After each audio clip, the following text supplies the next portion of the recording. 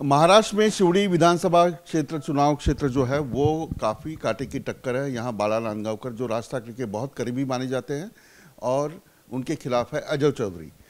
उद्धव ठाकरे शिवसेना के निष्ठावान नेता है और ये टक्कर में क्या मुद्दे रहेंगे और किस प्रकार से लड़ाई हो रही है, इस बारे में बात करेंगे अजय जी से। अजय जी, आपका बहुत स्वागत। क्या मुद्दे हैं इस चुनाव क्षेत्र में? आप तीसरी बार चुनाव लड़ रहे हैं। मैं लगातार 10 साल इस चुनाव क्षेत्र में जो महत्वपूर्ण मुद्दा है वो यहाँ का गृह निर्माण, क्योंकि यहाँ के छोटे छोटे मकान हैं, म्हाड़ा की बहुत सारी बिल्डिंगें हैं, बहुत सारे पुराने बिल्डिंग हैं जो सेस प्रॉपर्टी है। और इस म्हाड़ा की जो इमारतें उसमें 160-180 फुट के घर हैं और इसमें रहना मुश्किल है और इनकी हालत भी बहुत खस्ता है, उनकी हालत बहुत ख़राब है। और लगातार इनकी रीडेवलपमेंट की पॉलिसी आनी चाहिए, पीएनजीपी की बिल्डिंग की आनी चाहिए, म्हाड़ा की जो 388 इमारतें हैं उनकी रीडेवलपमेंट की पॉलिसी बननी चाहिए। जो पुरानी बिल्डिंगें हैं, हर बारिश में बिल्डिंग गिर के जीवित हानि होती है, वित्त हानि होती है, तो उसका भी रीडेवलपमेंट की एक पॉलिसी बननी चाहिए या कानून बनना चाहिए, क्योंकि इस बिल्डिंग के मालिक लोग बहुत रोक लगाते हैं। और इस बारे में मैं लगातार विधानसभा में ये बातें रखते आया हूँ, हाउसिंग मिनिस्टर के पास रखते आया और वीपी के पास रखते आया। और मुझे इस बात की खुशी है कि 2020 से लेकर 2022 तक आदरणीय मुख्यमंत्री उद्धव बाला साहब ठाकरे जी थे, तो ये सब बिल्डिंग की रीडेवलपमेंट की पॉलिसी बनी। उसमें जब मुख्यमंत्री उद्धव ठाकरे थे तो इस इलाके की रीडेवलपमेंट की पॉलिसी बनी है। हाँ, 100%, क्योंकि जो पीएनजीपी की बिल्डिंग है उनकी पॉलिसी 33-7 में बनी, जो 388 म्हाड़ा की बिल्डिंग है उनकी पॉलिसी 33-24 में बनी। नोटिफिकेशन उद्धव जी थे तभी निकला था। और जो उपकर प्राप्त बिल्डिंग है, जो श्रेष्ठ प्रॉपर्टी है, उसका तो कानून बना, विधेयक क्रमांक 41 जो बना वो भी उद्धव जी मुख्यमंत्री थे तभी कानून पारित हुआ। और एसआरए की जो अभय पॉलिसी है वो भी आदरणीय मुख्यमंत्री उद्धव जी थे तभी बनी है। विरोधी तो कहते हैं कि कुछ नहीं हुआ, 2-2.5 साल में उद्धव ठाकरे मुख्यमंत्री थे, अब मुझे जाकर उसका ब्लूप्रिंट देना है। उनके कहने से क्या होता है? मेरे पास उसके सब कभी जीआर निकले, कभी उसकी नोटिफिकेशन निकले, मेरे पास प्रूफ है उसके। आपको देखना है तो अभी दिखा दूंगा। तो ये सब बने 2020 से 2022 तक। और ये बनाने के पीछे मैंने बहुत सारी मेहनत की थी, सरकार से अपील की थी, आदरणीय उद्धव जी से वारंवार विनती की थी और उन्होंने भी बहुत ध्यान देके इस सब पॉलिसी को पारित की है और वो उद्धव जी ने की है, उसमें कोई दो राह नहीं है। लालबाग परळ ये जो इलाका है ये शिवसेना का गढ़ माना जाता है। इस बार बड़ी चुनौती है, राज ठाकरे की जो उम्मीदवार है वो आपको चुनौती दे। तो 2014 महायुति भी उनके साथ है, एकनाथ शिंदे ने खुलेआम सपोर्ट। 2014 में भी उन्हीं के साथ मेरी इलेक्शन चुनाव जो हुआ उसमें वही मेरे प्रत्याशी थे 2014 में, और 2019 में वो ना लड़े। अब ठीक है, वो बिनशर्त पाठिंबा था, वो अंदर की अब सभी बातें बाहर आ रही है। वो कोई बिनशर्त पाठिंबा नहीं था, उसमें शर्त थी कि कहीं हमारे उम्मीदवार के आगे आप उम्मीदवार खड़े मत करो।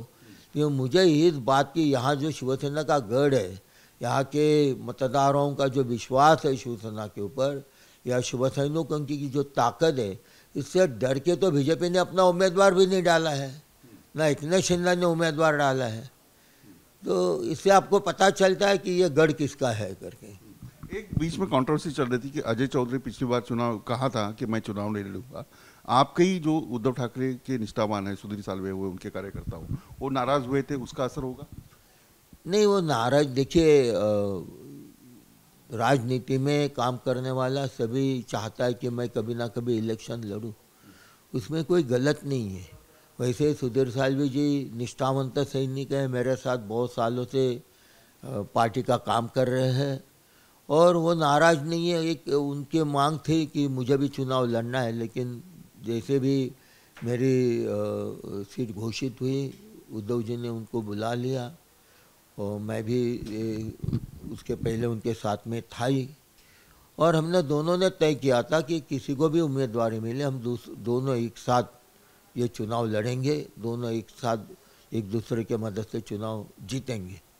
महायुति के काफ़ी सारे मुद्दे हैं, अटल सेतु बनाया, मेट्रो बनाई, मेट्रो आगे चली गई, लाडली बहन योजना जो है, ये सारे मुद्दे को लेकर महायुति कहती कि हमको 180 तक सीटें मिलेगी।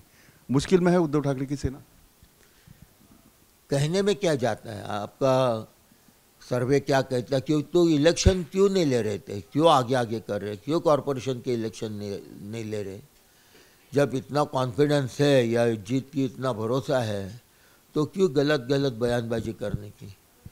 ये तो कहने के लिए ठीक है, आगे देखिए, आगे आगे देखिए। सिंपैथी कम हुई है, जो लोकसभा में सिंपैथी थी, एक फेक नैरेटिव बनाया था संविधान बदलने का, मुस्लिम वोट आपके साथ है, आपने हिंदुत्व छोड़ दिया, ऐसा आरोप भी हो रहा है। हिंदुत्व क्या उनके पास क्या ठेका लिया है क्या उन्होंने हिंदुत्व का? बीजेपी ने, हमारे उद्धव जी तो खुलेआम कहते हैं कि मैं हिंदू हूँ, हमने कोई हिंदुत्व का छोड़ा नहीं है। और उनका सर्टिफिकेट क्यों चाहिए बीजेपी का? बीजेपी क्या सर्टिफिकेट देने के लिए बैठी है क्या? कौन हिंदू है और कौन हिंदुत्व ने छोड़ा है, कौन हिंदू पक्का हिंदू है? उनके सर्टिफिकेट की हमें ज़रूरत नहीं है। पहले उद्धव ठाकरे हर सभा में कहते थे माझा तमाम हिंदू बांधवांनो मातानो भगिनीनो, अभी वो बोलते नहीं है, इसका मतलब है कि हिंदुत्व छोड़ा है। नहीं, उनको ये कौन कहता है? बीजेपी क्या कहती है? अभी बाला रामगावकर भी कहते हैं कि छोड़ दिया है। बाला नांदगांवकर का वो तो मैं बाला साहब ठाकरे का शिव सैनिक हूँ ऐसे कहता है, तो बाला साहब ठाकरे का शिव सैनिक गद्दारी करता है क्या? बाला साहब थे तभी उन्होंने गद्दारी की है ना, दूसरा पार्टी के साथ गए। बाला साहब ठाकरे का शिव सैनिक साहब के ऊपर प्यार करने वाला कभी गद्दारी नहीं करता है।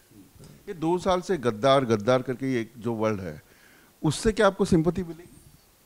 पहले थी ठीक है, पहले उद्धव ठाकरे सिंपैथी के लिए नहीं करते, इसलिए हो रहा है फिर ये बार बार। गद्दार है तो गद्दारी कहेंगे ना। गद्दार को क्या कोई खुददार कहेंगे क्या? आप खुददार कहेंगे गद्दार को? गद्दार को गद्दारी कह रहे कि उठाव किया हमने, कोई गद्दारी नहीं है। किधर? गुवाहाटी में जाके, सूरत में जाके इसको उठाव बोलते, इसको गद्दारी कहते, उठाव नहीं बोलते, इसको गद्दारी कहते। इस बार बहुत बड़ी चुनौती है ऐसा लगता है आपके शिवड़ी में? नहीं, मुझे नहीं लगता है हम ये चुनाव जीतेंगे, महाविकास आघाड़ी के बलबूते पे जीतेंगे, शिव सैनिकों के और यहाँ के मतदाताओं के विश्वास पे जीतेंगे। मुझे 100% पूरा भरोसा है और हम एक साथ लड़ रहे, एक दिल से लड़ रहे, ये चुनाव हम लोग 100% जीतेंगे। आखिरी सवाल, मुस्लिम समाज आपके साथ आया है, लोकसभा में वो दिखाई दिया, उससे कहीं ना कहीं इमेज डैमेज हो रही है, जो प्रखर हिंदुत्ववादी इमेज थी शिवसेना उद्धव ठाकरे। मुझे ये नहीं समझ में आता है कि किससे सर्टिफिकेट लेना है हमको, हम हिंदुत्ववादी है या नहीं है। समाज जानता हम कौन है, समाज को पता है, लोगों को पता है, हम हिंदुत्ववादी वोट तो कटेंगे ना, मराठी हिंदू जो वोटवादी रहेंगे। जो मराठी वोट है, हिंदुत्व वोट है, वो तो नाराज हो जाएंगे। लेकिन कहाँ नाराज कहाँ हुए हैं? लोग अभी भी हमारे साथ में हैं, हिंदू भी है, मराठी भी है, सभी एक साथ में हैं। ये तो कहने के बात है, ये तो जो आप बोल रहे हैं ना फेक नैरेटिव फैलाना है, ये लोग कर रहे हैं, बीजेपी वाले कर रहे हैं। बहुत बहुत शुक्रिया। अजय चौधरी वर्सेस बाला नांदगांवकर, ये लड़ाई बहुत कांटे की टक्कर होने वाली है। और सबसे अहम बात, शिवड़ी लालबाग परळ, ये जो शिवसेना का गढ़ माना जाता है, ये किस तरफ रहेगा, ये भी इसका 20 तारीख या 30 तारीख को पता चल जाएगा। मैं यही रुकता हूँ, आप देखते रहिए न्यूज़ नेशन।